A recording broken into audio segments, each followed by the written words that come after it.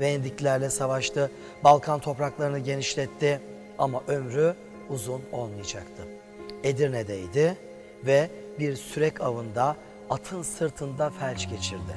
Düştü, yaralanmıştı. Artık yatalaktı. Yanında çok güvendiği iki paşası vardı. İvaz Paşa ve Bayezid Paşa. Onlara sıkı sıkı tembih etti. Ben artık ayağa kalkamam. Kısa bir süre içinde öleceğim ortada. Oğlum Murat'a haber salın dedi. Gelsin ve devleti devralsın.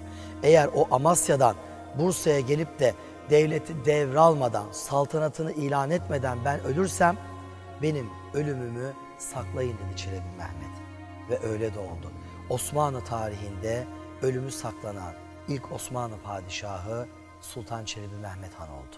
Tam 42 gün boyunca cenazesi tahnit edilmiş bir şekilde muhafaza edildi. Ta ki Şehzade Murat Amasya'dan Bursa'ya gelip padişahlığını ilan edene kadar.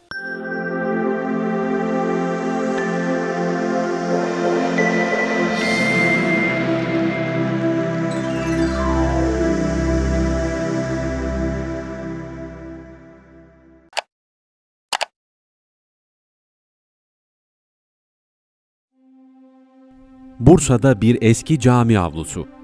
Küçük şadırvanda şakırdayan su. Orhan zamanından kalma bir duvar, onunla bir yaşta ihtiyar çınar. Eliyor dört yana sakin bir günü, bir rüyadan arta kalmanın üznü. İçinde gülüyor bana derinden, yüzlerce çeşmenin serinliğinden. Ovanın yeşili, göğün mavisi ve mimarilerin en ilahisi.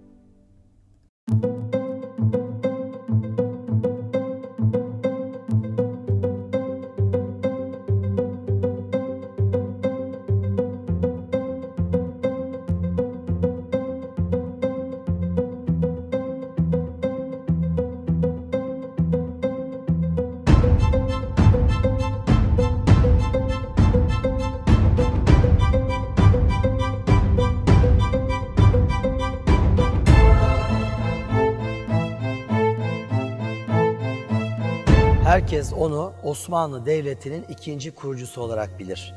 Fatih Sultan Mehmet'in dedesi, 2. Murat'ın babası Çelebi Mehmet Han.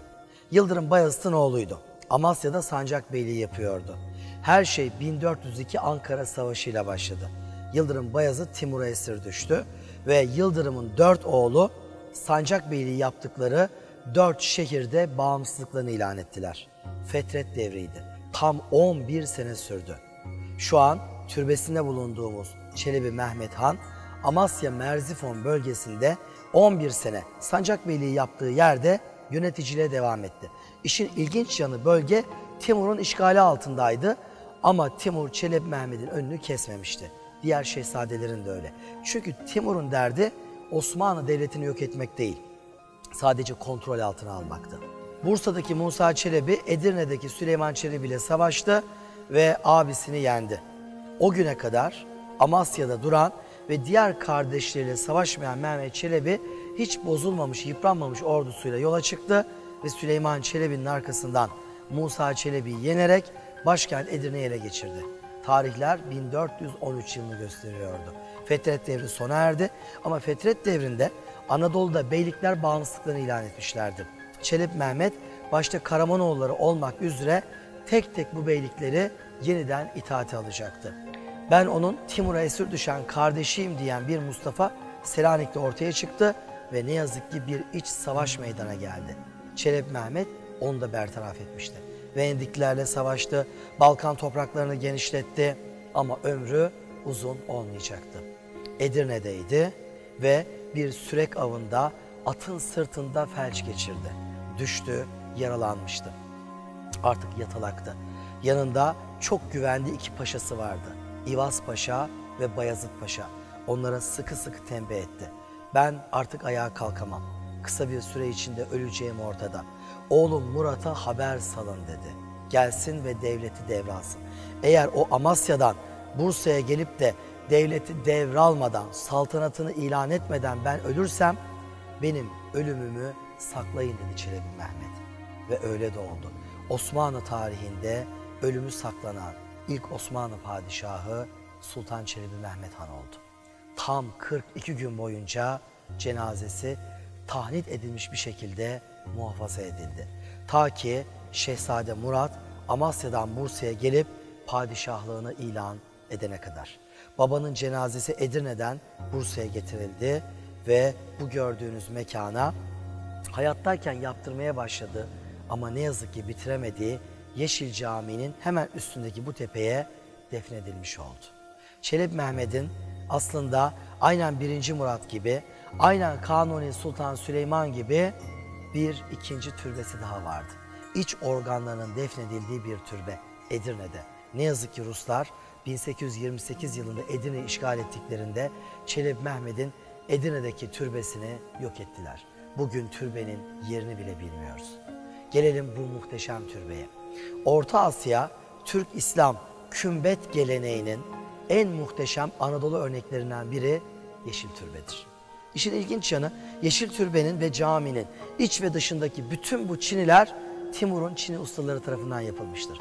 Çünkü Timur Kütahya'ya kadar gelmiş. Daha sonra Semerkant'a geri dönerken Çelebi Mehmet ondan sanatçılarını bırakmasını, bu konuda onlardan istifade etmek istediklerini rica etmiş ve Timur sanatçılarını bırakmıştır. Yıkmak, yakmak için gelen bir adam sanatçılarını getirir mi? Ya da giderken sanatçılarını bırakır mı? Ve Çelebi Mehmet'in bu türbesinin bütün çinleri Timur'un sanatçıları tarafından yapılır. Bir gün yolunuz Semerkant'a düşer, Timur'un mezarına giderseniz onun mezarında göreceğiniz çinilerin, burada gördüğünüz çinlerin birebir aynısı olduğunu göreceksiniz. Ve bir şeyi daha unutmayın. Arkamdaki mihrabı görüyor musunuz? Bu mihrap sırlı boya tekniğiyle yapılmış, yani mat çini tekniğiyle yapılmış. Dünyadaki en güzel, en muhteşem çini mihrap olarak hala türbe içinde arıza endam etmeye devam ediyor. Sekizgen bir türbe. Pencere alınlıklarındaki bu yazılarda ayet ve hadislerle dünyanın bir cife, pislik, kötülük olduğu, asıl hayatın, asıl yaşanacak güzel hayat olduğu anlatılmaktadır. Ve son olarak ayağımızı bastığımız yerin altında 6 odalı bir kripta var. İkinci bir örneği yok. Giriş kapısı tam karşıda. Oradan girdiğiniz zaman önce kızların yattığı bir oda geliyor önünüze. Azıcık ilerliyorsunuz, oğulların yattığı bir oda geliyor. Biraz daha ilerliyorsunuz, 3. bir odada Çelebi Mehmet tek başına metfun. Tabutların içinde tahnit edilmiş naaşıyla duruyor. Yanlara doğru hilal şeklinde bu 3 odayı saran 2 koridor var. Koridorlarda dayelerin naaşları bulunuyor. Ve en ızdırap vericisi de türbenin kıble tarafında, kriptanın ön alınlık kısmında bir oda daha var. Bu dışarıdaki kaplama çinlerin hepsinin birer kopyası oraya konulmuş. Bir sıkıntı olursa kullanılsın diye. Ne yazık ki 80 darbesi döneminde bir hırsızlıkta o çinlerin tamamı oradan alındı ve ne yazık ki artık orada mevcut değil. Çelebi Mehmet, Osmanlı'nın ikinci kurucusu. Kendi camisini bile bitirememişti. Bir gün buraya geldiğinizde caminin son cemaat yerinin olmadığını göreceksiniz. Çünkü o ani ölümü sebebiyle yarım kalan camisinde bu muhteşem türbede metfun bulunuyor. Fatih'in dedesi bu büyük Osmanlı Sultanı.